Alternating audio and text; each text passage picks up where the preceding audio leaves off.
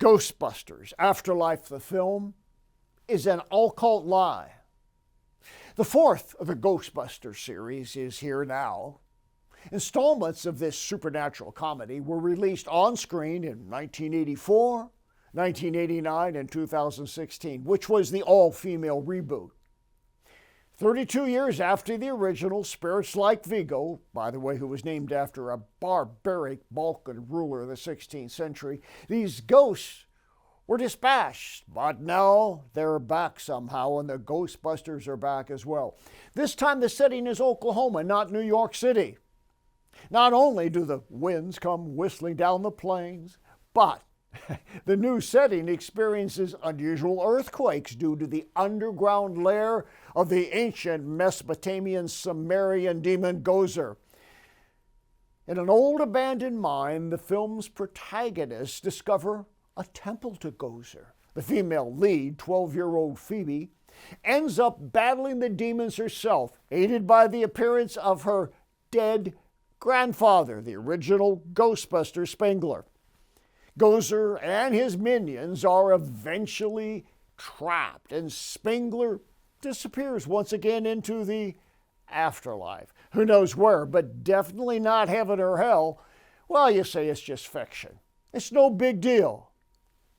If you're a Christian, are you okay with someone coming back from the dead to help overcome evil? Do you think that's biblical? Do you think it's all right to posit the idea that light beams from a Ghostbuster gun can overcome supernatural evil spirits? And consider this. Not only does Spengler assist the final battle, but earlier he's seen as a ghost playing chess with his granddaughter. He also leads her to the Ghostbuster gun that he hid in a former life. To whitewash this occult comedy, a Christian would have to overlook the suggestion that communication with the dead, a capital crime in the Old Testament, Deuteronomy chapter 18, that can be positive. It can be a wonderful supernatural phenomenon. That's blasphemy. It's blasphemy of the worst order. Let's be plain here. Gods like Gozer are more than fictional remakes. They were and are real demon entities. You can't trap a demon such as Gozer in a cave.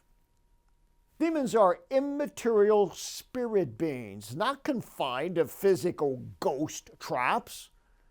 And the dead can't come back. Hebrews 9:27 says, it's appointed unto a man once to die, and after this the judgment. The dead are assigned by God to heaven or hell, not some intergalactic netherworld. Claiming to consort with the dead is deemed to be necromancy by the Bible. It's an evil the Old Testament calls an abomination. What's that? Something which is utterly detestable. An atrocious thing which is cursed. And to have a man once dead return to fight an evil demon is an upside-down spiritual universe. Evil fighting evil. That's a moral contradiction. This movie is just one more way that Hollywood presents the occult as innocuous, even funny, humorous. Since the original Ghostbusters film, an entire generation has been brainwashed to believe that the paranormal world is inhabited by dead beings who are sometimes friendly and maybe even helpful. This movie makes a passing reference to Revelation 6:12, the opening of the sixth seal causing a great earthquake.